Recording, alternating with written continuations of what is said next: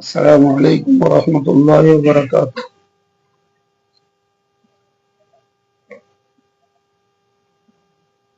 সম্মানিত দর্শক শ্রোতা, দূরে কাছে স্বদেশে প্রবাসে যারা আমার লাইভ প্রোগ্রাম শুনছেন অথবা পরে শুনবেন, সম্ভবত আপনাদের কাছে অবিদিত নেই, সম্প্রতি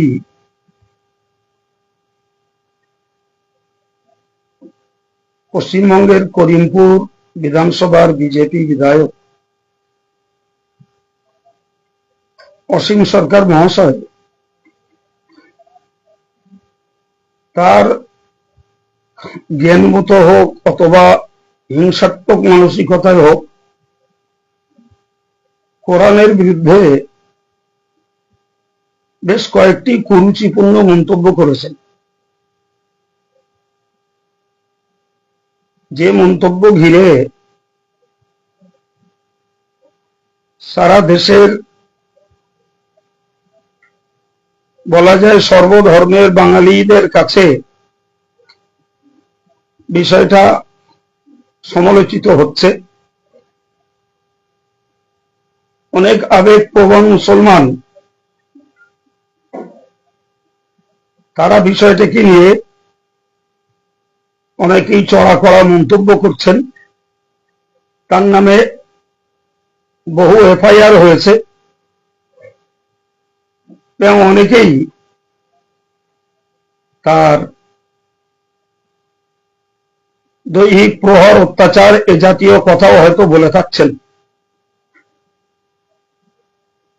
যাই হোক, যারা যেভাবে তার প্রতিবাদে এসেছেন সেটা তাদের নিজস্ব মন্তব্য বা তাদের ধর্মীয় ভাবাবেগ, অর্থাৎ আমার মুসলিম ভাইদের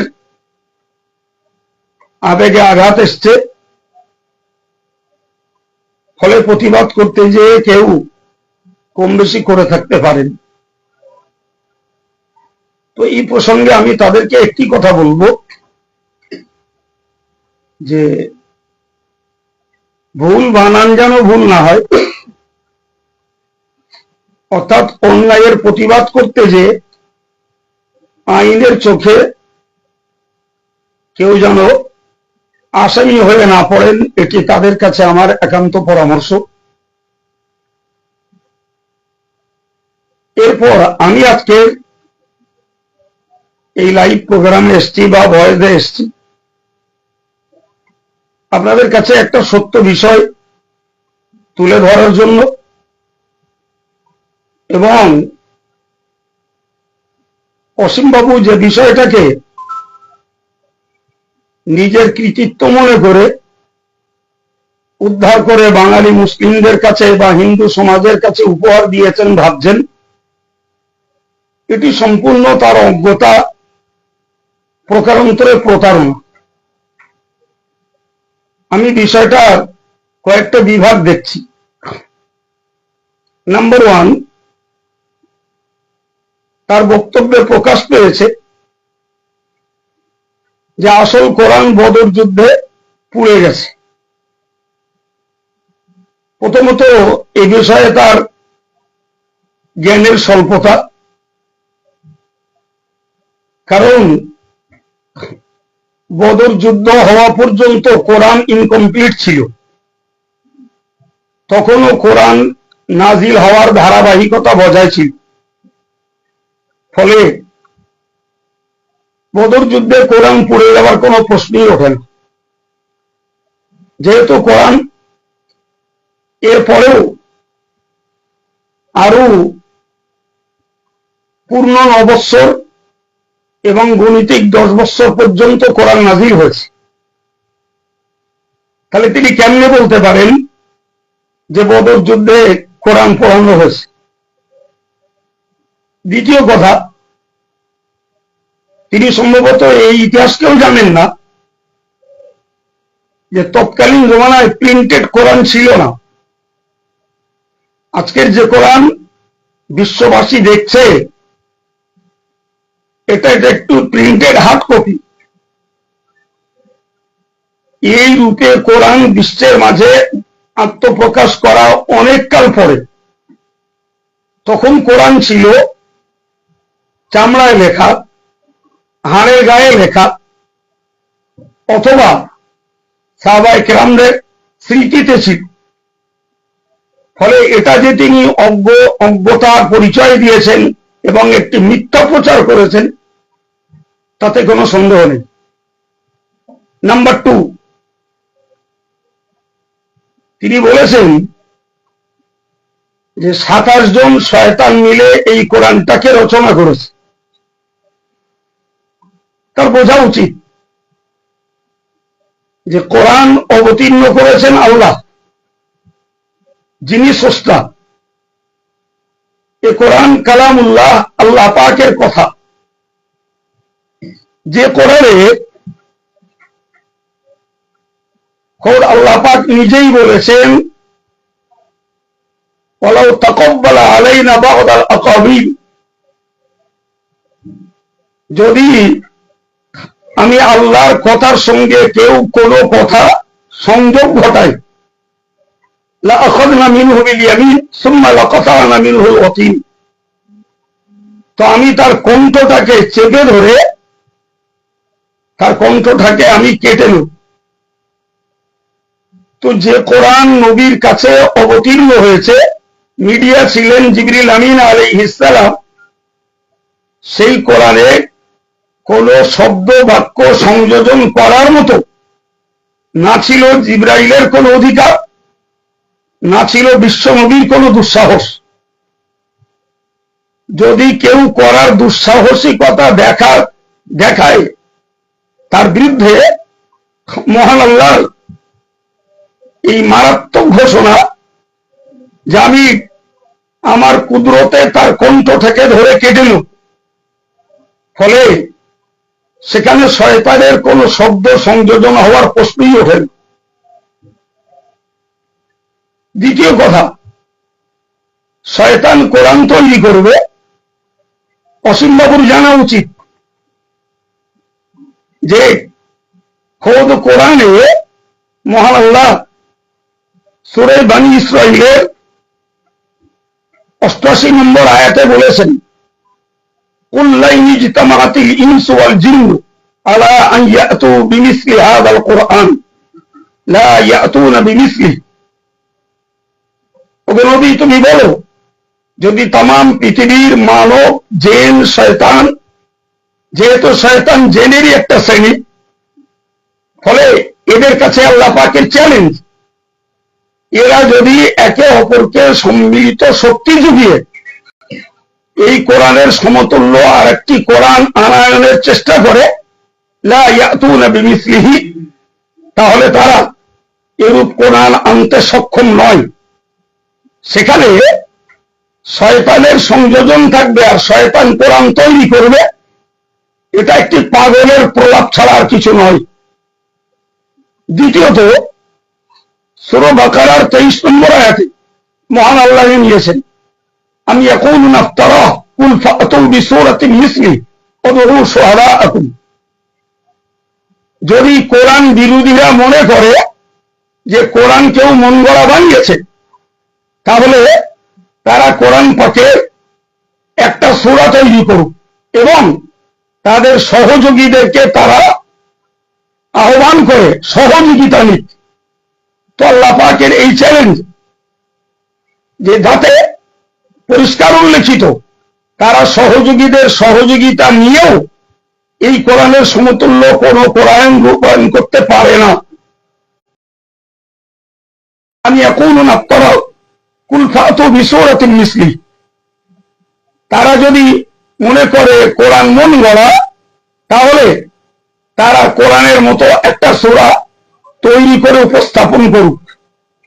সূরা হুদের 13 নম্বর আয়াতে আল্লাহ বলেছেন, আম ইয়াকুলুনা ইফতারা কুল ফাতু বিআশরি সুওয়ারিন মিসলিহি, যদি মনে করে কোরআন মুহাম্মদ নিজে নিজে রচনা করেছে, তাহলে এই কোরআনের 10টি সূরার মতো সূরা তারা তৈরি করুক।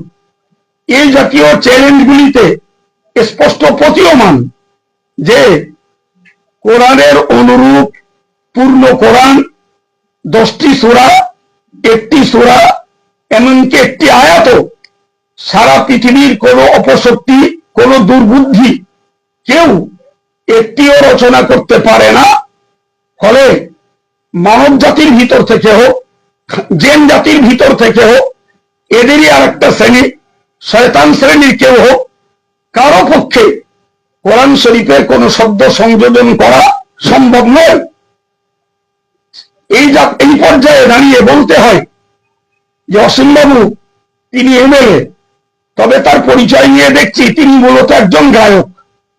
তো গায়করা সাধারণত কোরআনের বক্তব্য অনুযায়ী যে গায়করা কল্পনার জগতে ঘুরে বেড়ায়, তো অসীম বাবুর পক্ষে কল্পনার জগতে ঘুরে বেরিয়ে অন্তত কোরআনের মতো সারা পৃথিবীর একটি গ্রন্থ মুকুট, যার কেয়ামত পর্যন্ত সুরক্ষার এবং অবিকৃত থাকার দায়িত্ব নিয়েছেন খোদ স্রষ্টা, যার কালাম তিনি নিজেই।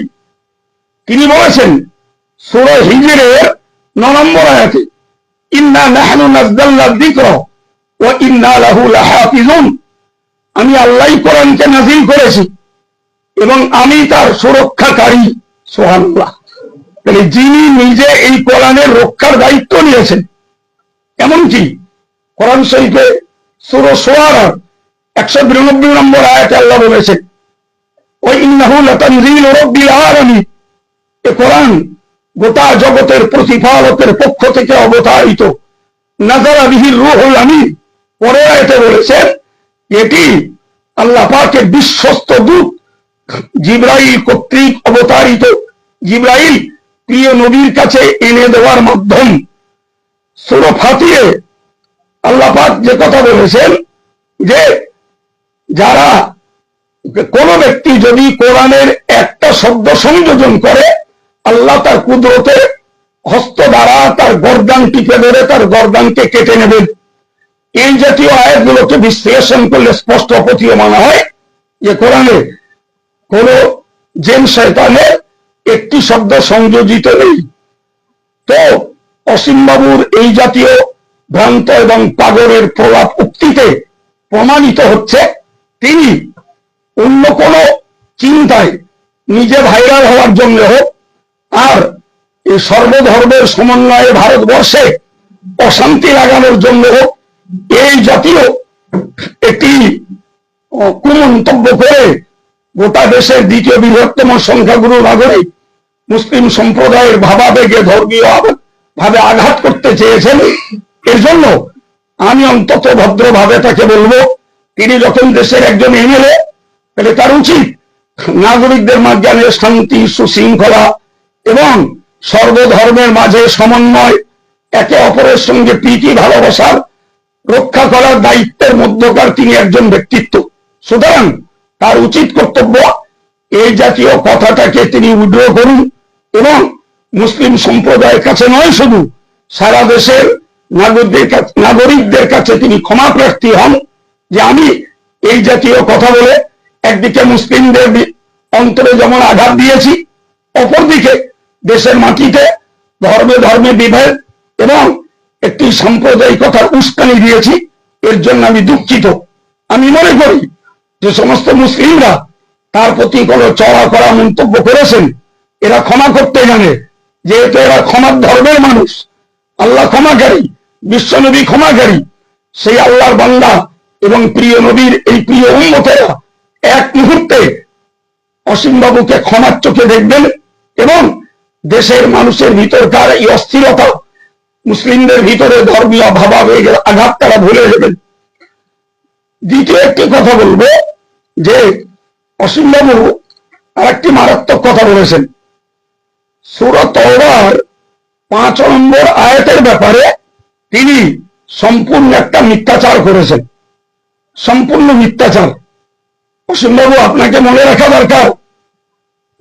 দরকার এই কোরআন একটি কিতাব, যে কিতাবটি বিশ্লেষণ করতে সারা পৃথিবীতে কোরআনের গবেষক স্কলাররা 2 শতাধিক কোরআনের তাফসীর অর্থাৎ ব্যাখ্যা পুস্তক লিখেছেন।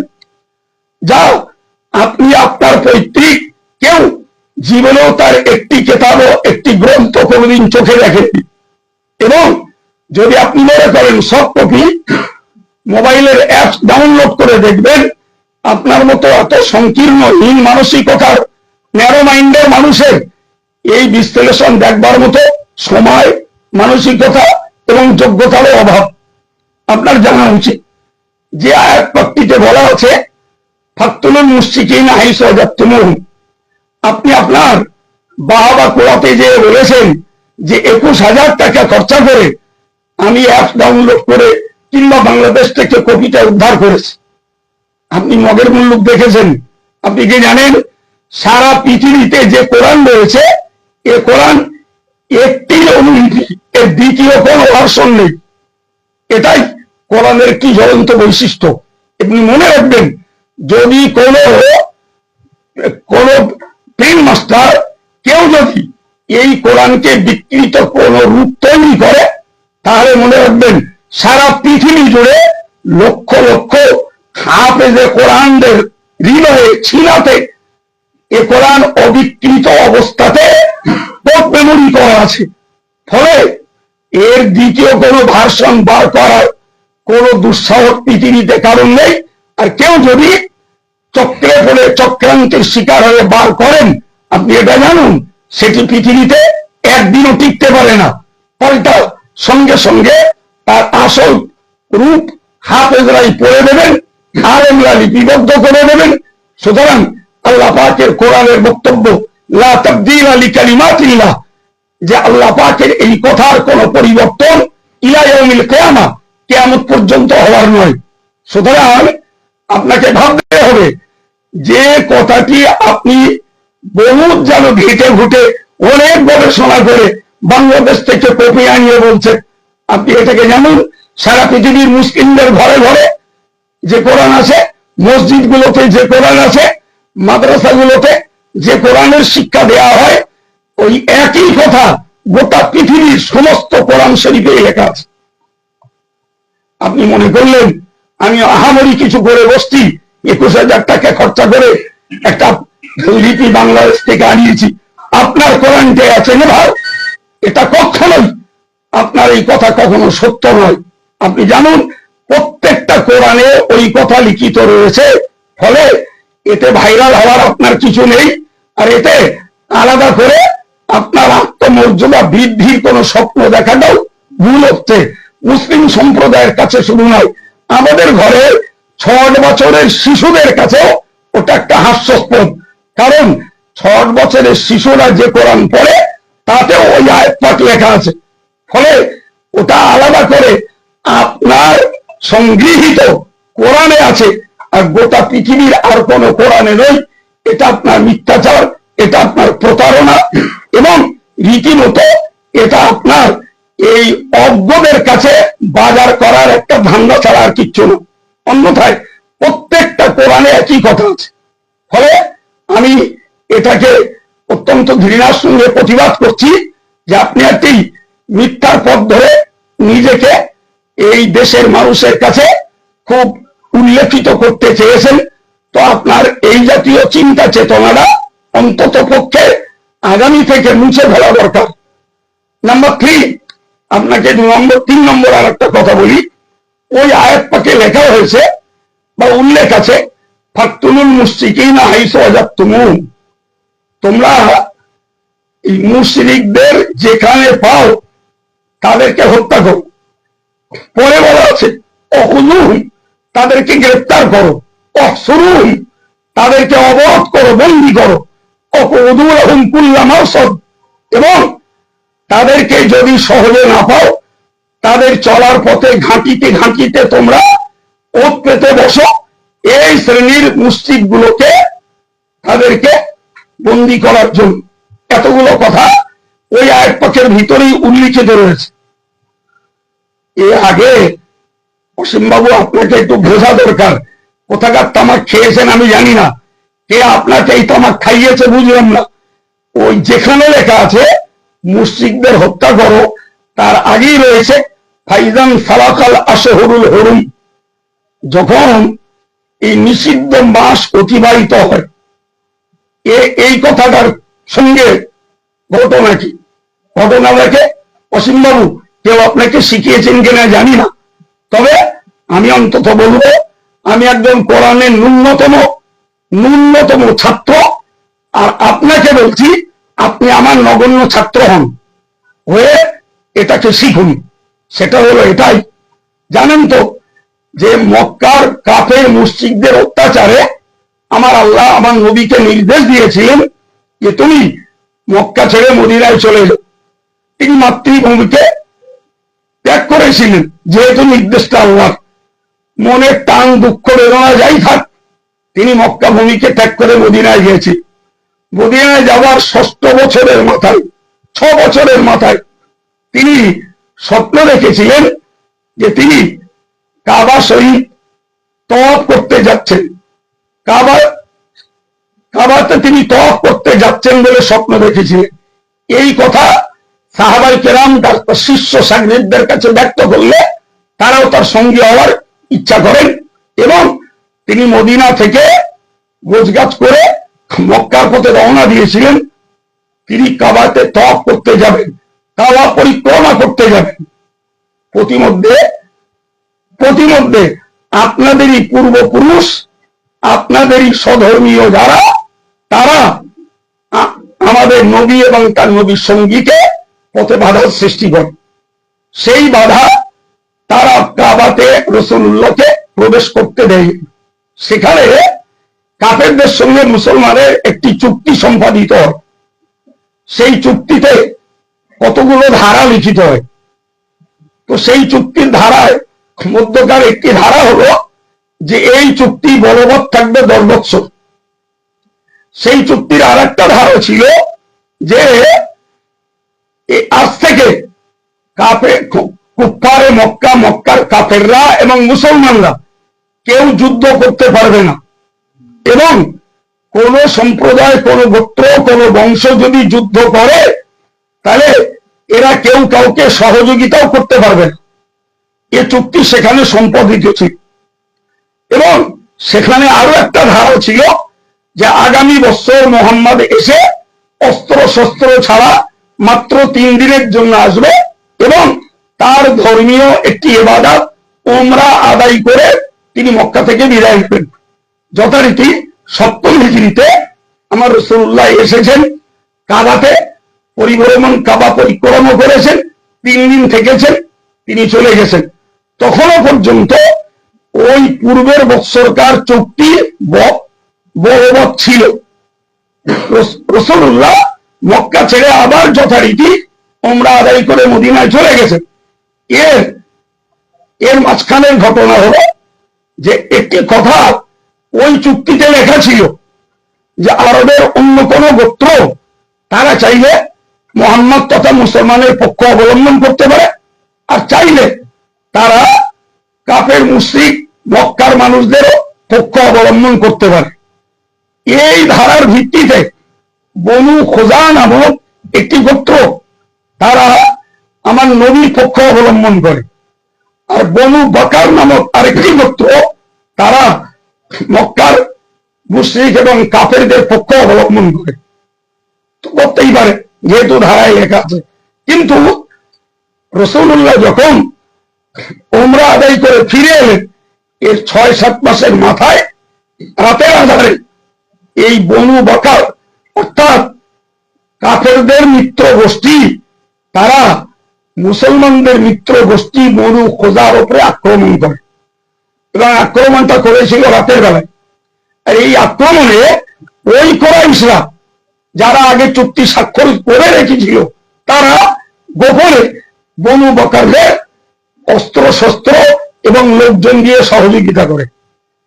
এরা ভেবেছিল প্রথমত রাতের অন্ধকারে করছি, দ্বিতীয়ত মুহাম্মদ অনেকটা দূর, ফলে এ বার্তা পৌঁছাবে না।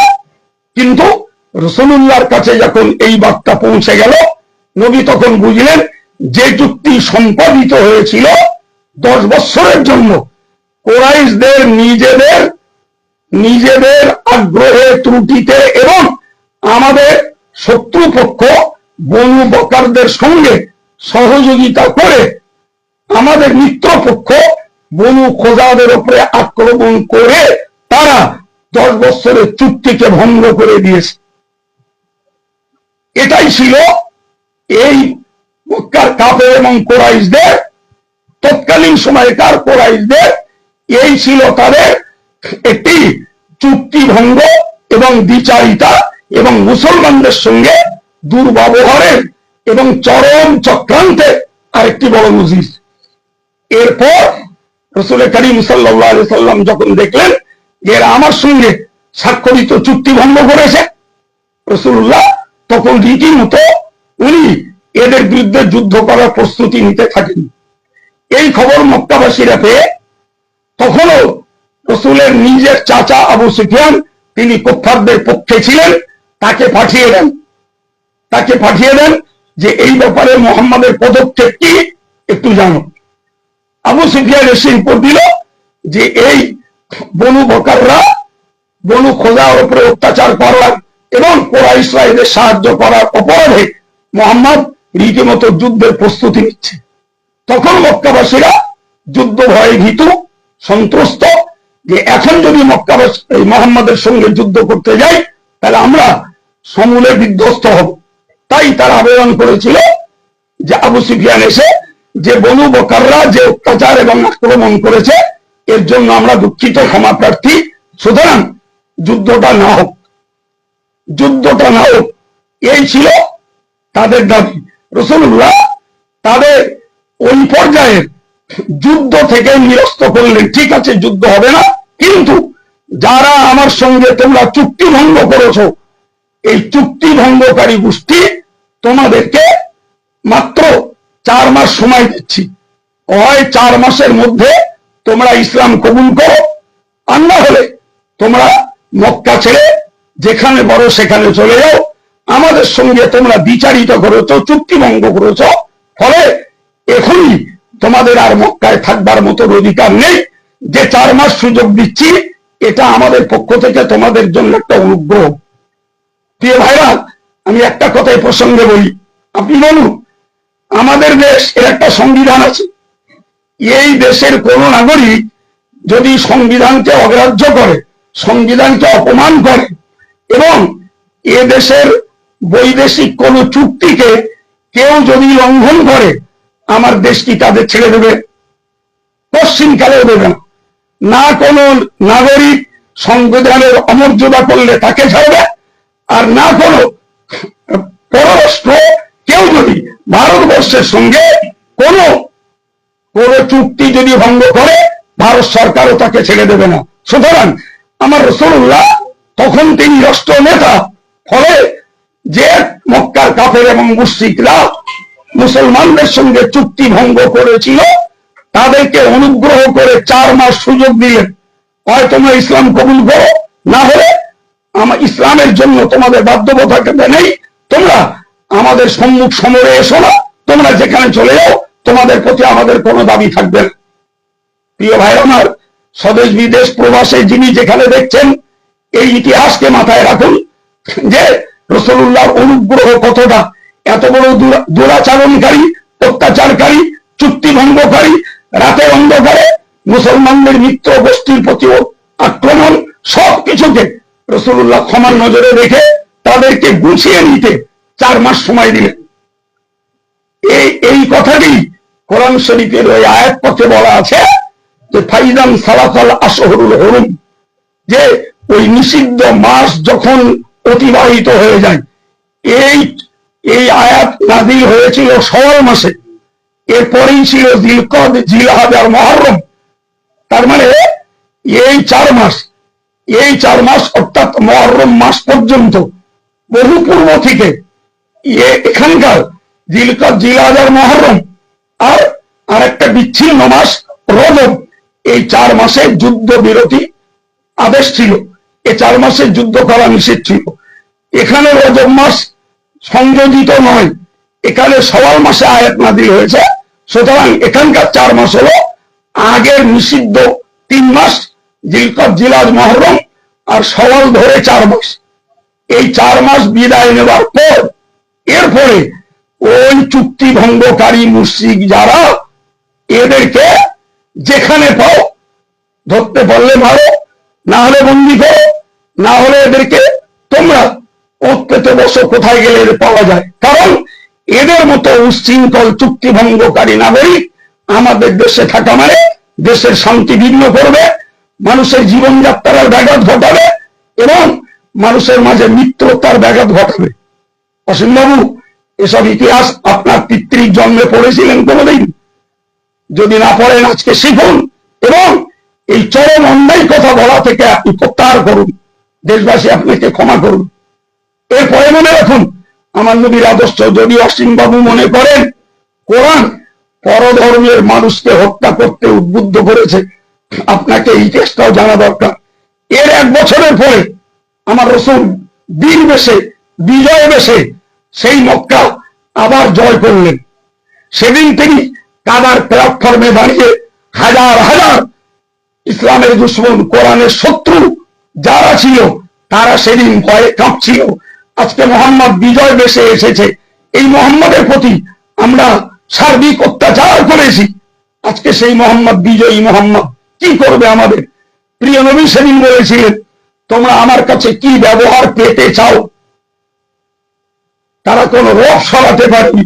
কোন মুখে, কোন লজ্জায়, কোন বেহায়াপনার দিকে তারা খেয়াল করে মোহাম্মদের ক্ষমা চাইবে? তারা গালে দেওয়া থেকে শুরু করে, অপমান করা থেকে শুরু করে, দৈহিক অত্যাচার করা থেকে শুরু করে, তিনি তার রবের ইবাদতে সেখানেও তারা তাকে হত্যা করার চক্রান্ত করতে কোনোটাই কম করেনি। আজকে সেই মোহাম্মদ বীর, সেই মোহাম্মদ বিজয়ী, সেই মোহাম্মদ আজকে শক্তিধর, সেই মোহাম্মদের সেনাদল আজ বেশি। ফলে আমাদের নিশ্চিহ্ন হওয়া ছাড়া রাস্তা নাই। এজন্য তাদের ক্ষমা চাইবার মতন সাহসটুকু ছিল না। আমার নবী নিজের পক্ষ থেকেই বলেছিলেন, লা তাসরিবা আলাইকুমুল ইয়াউম ওয়া আনতুমুত তুলাকা, আজকের দিনে তোমাদের কারোর উপর থেকে কোনো প্রতিশোধ আমি নেব না, সবাইকে স্বাধীনভাবে ছেড়ে দিলাম। সুবহানাল্লাহ। হে অসীমবাবু, যদি মনে হয় যে কোরআন পরধর্মের মানুষকে হত্যা করতে বলেছে, তাহলে এর ফার্স্ট আর মোস্ট রেকর্ড দেখিয়ে দিতে হযরত মুহাম্মদ সাল্লাল্লাহু আলাইহি সাল্লাম। তিনি সেদিন শক্তিশালী সশস্ত্র সেনাবাহিনী তার বেশি, তাহলে ও দিয়ে মক্কায় যে কাফের গুলো ছিল ওগুলোকে তিনি কচুকাটা করে দিতে পারতেন। কিন্তু তিনি গোটা পৃথিবীর এক অনন্য নদীর সৃষ্টি করে তাদেরকে ক্ষমা করেছেন। আর তারাই মুহাম্মাদের পদতলে ইসলামের মতো শান্তির ধর্মের ছায়াতলে এসে লা ইলাহা ইল্লাল্লাহ মুহাম্মাদুর রাসূলুল্লাহ বলে তারা বিগত দিনের পাপ মোচন করে তারা জান্নাতের যোগ্যতা জোগাড় করেছে।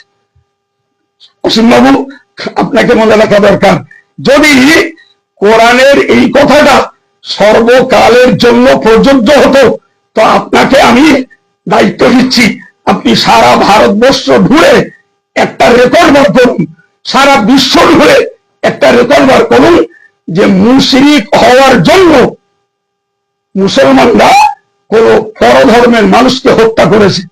একটা রেকর্ড বার করুন। আজকে যদি বলেন বাংলাদেশের যারা কোন হিন্দু ভাইকে মেরেছে, নিশ্চিত আমি বলবো, আমি জানি না যে সেই হিন্দু ভাইটা প্রকৃত দোষী, কিন্তু সে যদি নির্দোষী হয় তাহলে আপনাকে ভাবতে হবে যে যারা এরূপ হিন্দু ধর্মের ভাইকে মেরেছে ধর্মের ভিত্তিতে, ওই লোকটা প্রকৃত মুসলমানই নয়।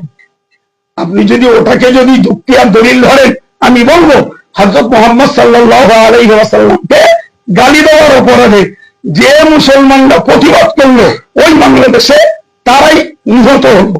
আপনি কি দেখছেন না ভারতবর্ষে হিন্দুত্বের হাওয়া তুলে ঝুঁকে ঝুঁকে যুগীর রাজ্যে কত মুসলমানকে মারা হচ্ছে, কত সাম্প্রদায়িক দাঙ্গা বাঁধানো হচ্ছে?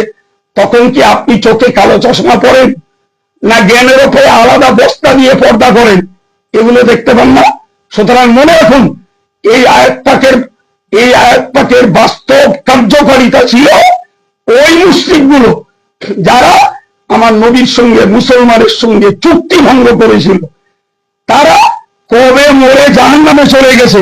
ফলে ওই হুকুম গোটা পৃথিবীতে নতুন করে আর কার্যকর নয়। ওটা শুধুমাত্র পড়লে আপনি যেটা বোঝেন না, আমরা বিশ্বাস করি পুণ্য হয়, সব হয়, তাই ওটা কোরআনে আছে। সুতরাং ওই হুকুম কোন মুসলমান গোটা দেশ জুড়ে কেউ কার্যকর করিনি। বিশ্বাস করুন, কিছু মনে করবেন না। যদি মুসলমানরা এরূপ হুকুম কার্যকর করত, তাহলে ইতিপূর্বেও অনেকে ইসলামের বিরুদ্ধে, আমার নবীর বিরুদ্ধে, কোরআনের বিরুদ্ধে, মুসলমানের দাড়ির বিরুদ্ধে, টুপির বিরুদ্ধে, মসজিদের বিরুদ্ধে, মাদ্রাসার বিরুদ্ধে আপনার মতো দোষর অনেকেই অনেক কুরুচিপূর্ণ মন্তব্য করেছেন। আপনি দেখাতে পারবেন কোন মুসলমান এই আয়াতকে কার্যকর করে তাদের প্রতি কোন আক্রমণাত্মক ভূমিকা, অস্ত্রোপচার এবং তাদেরকে নিহত করেছে? একটাও দেখাতে পারবেন না। প্রতিবাদ করেছে, কিন্তু তারা নিহত কার্যকর করেনি। সুতরাং আমি আপনার বক্তব্যকে 3টে পয়েন্টে ভাগ করে আমি যতটুকু আমার সময়ের মধ্যে কুড়িয়েছে, বিস্তার কথা আরো থাকলেও সংক্ষিপ্ত যতটুকু জবাব দিয়েছি। অসীম বাবু যদি রঙিন চশমাটা খুলে এবং অন্যের তামাকটা বাদ দিয়ে যদি শান্ত নিরপেক্ষ দেশের নাগরিক হিসাবে সর্বধর্মের মানুষের মাঝে শান্তি সহ অবস্থান এবং অবিচ্ছেদ্য মেলবন্ধন বজায় রাখার চিন্তা নেন, তাহলে আপনার শিক্ষা, সংস্কৃতি এবং আপনার পদের মর্যাদা হবে। কথাটাকে উল্টো করুন, ভুল স্বীকার করুন। মুসলিম অমুসলিম সারা দেশের শান্তিপ্রিয় মানুষ আপনাকে ক্ষমার নজরে দেখবে। এটুকু আপনাকে আমি পরামর্শ দিচ্ছি। সঙ্গে বলবো আমার সারা দেশের বাঙালি হিন্দু ভাইদের কাছে আমি আন্তরিকভাবে দাবি করব যে নিঃসন্দেহে মক্কার কাফের মুশরিকরা যেমন পৈশাচিক অমানুষিক অত্যাচার আমার নবী এবং নবীর শিষ্যদের উপরে করেছে, সেখানে পাল্টা প্রতি আক্রমণ হয়েছে। তাও মনে রাখতে হবে 13 বছর আমার নবী একাধারে মার খেয়ে গেছেন। লাস্ট 10 বছর তিনি পাল্টা প্রতিহত করেছেন, তাতে যা মরেছে। প্রিয় ভাইরা, তাহলে চুক্তি ভঙ্গকারী মুশরিকরাই এই আয়াত পাকের লক্ষ্যস্থল। তারা 1400 বছর আগে মরে জাহান্নামে চলে গেছে। ও আয়াত মুসলমানদের কাছে এখন কার্যকর নয়, শুধু পড়ার জন্যই কোরআনে রয়েছে। তার পরিষ্কার প্রমাণ সেখানে বলাই আছে যে 4 মাস মোহাম্মদ ক্ষমা করে তাদেরকে থাকতে দিয়েছেন। 4 মাস বিদায় নিলে এরপরে তাদেরকে গ্রেপ্তার, বন্দী, হত্যা করার জন্য নির্দেশ দিয়েছেন। এই নির্দেশটা আমার নবীর নয়, এই নির্দেশটাও তো মহান স্রষ্টা আল্লাহর পৃথিবীতে কেউ আর এক শ্রেণীর নাগরিকদেরকে শান্তি বিঘ্ন ঘটাবে, তাদের জীবনযাত্রায় ব্যাঘাত ঘটাবে আল্লাহ পাক কখনোই চান না তার পরিবারের কোন সদস্য আর এক সদস্যের কাছে নির্যাতিত, লাঞ্ছিত, অত্যাচারিত হোক। ফলে XYZ যে কেউ কোন নাগরিকের উপরে, কোন মুসলিম হিন্দুর উপরে, কোন হিন্দু মুসলিমের উপরে অত্যাচার করবে, যথা সময়ে বিশ্ব স্রষ্টা তার প্রতিশোধ তিনি নিয়ে নেবেন। এটুকু যেন মনে থাকে। আমি অসীম বাবুকে আরো একটা কথা বলবো, যে আপনি ভাবছেন মুশরিকদেরকে কোরআন হত্যা করতে উৎসাহিত করেছে। কোরআন জীবনে পড়েননি, জানেন না। আর আপনাকে যারা এই তামাক খাওয়াচ্ছে তারাও জানে না। কোরআন খুলে দেখুন, কোরআন শরীফে 7ম পারার শেষ আয়াতে লেখা আছে, লা তাসুবুল্লাযীনা ইয়াদউনা মিন দুনিল্লাহ। মহান স্রষ্টা বলেছেন, খবরদার যারা আমি আল্লাহ ছাড়া অন্য কাউকে উপাস্য হিসাবে পূজা অর্চনা করে, মারা তো দূরের কথা, মহান আল্লাহ নিষেধ, তোমরা তাদেরকে গালি দিও না, গালিটাও দিও না, কোন অকথা কুকথা অশ্লীল ভাষাটাও বলো না।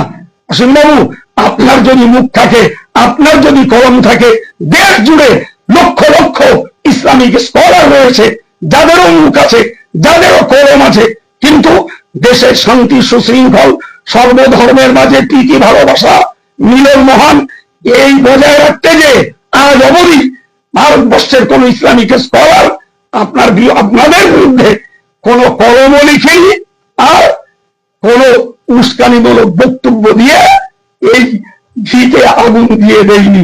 এ কথাটাও আপনার বোঝা দরকার। যে ধর্ম তার লোকেদেরকে গায়েটুকু দিতে অশালীন অশ্লীল ভাষা বলতে নিষেধ করেছে, সেই ধর্ম আর এক ধর্মের মানুষকে হত্যা করতে উৎসাহিত করবে। আপনি এখনো মাথা ঠান্ডা করুন। যদিও শীতকাল, মাথা যদি আপনার নিচার ঠান্ডা না হয়, দরকার হয় সর্দির ওষুধ খাবেন, মাথা একটু বরফ দেন, দিয়ে মাথা ঠান্ডা করে। আমি আব্দুল কাইয়ুম কথা বলছি, অল ইন্ডিয়া সুন্নতুল জামাতের প্রেসিডেন্ট। অল ইন্ডিয়া সুন্নতুল জামাতের পরিবারের পক্ষ থেকে আজকে এই লাইভ প্রোগ্রাম এবং ভয়েস রেকর্ড দিলাম। সারা দেশের অসীম বাবু সহ হিন্দু ভাই যারা আছেন, খ্রিস্টান যারা আছেন, বৌদ্ধ যারা আছেন, আদার কাস্টে যারা আছেন, বাংলা ভাষা যারা বোঝেন, তারা এই প্রেক্ষাপটগুলো শুনুন।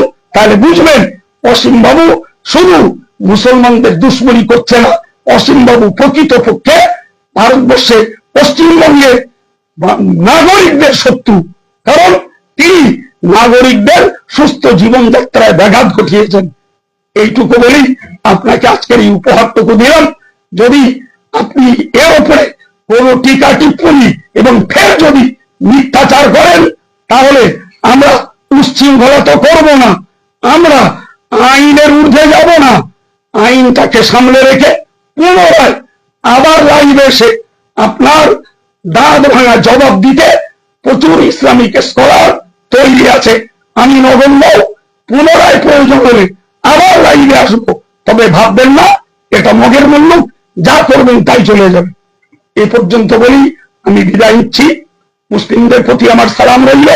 পাশাপাশি আমার লাইভ প্রোগ্রাম যারা শুনবেন, ভিন্ন ধর্মের মানুষ, তাদের জন্য শান্তির জীবন কামনা করে সারা ভারতবর্ষে সর্বধর্মের মানুষের মাঝে শান্তি, মিলন, মৈত্রতা, অবিচ্ছেদ্য সম্পর্ক, অখণ্ড ভারত এবং জাতি বিদ্বেষ ছাড়াই আমাদের জীবনযাত্রা শুভ হোক, এই কামনা করে আমি লাইভ প্রোগ্রাম থেকে বিদায় নিলাম। আসসালামু আলাইকুম।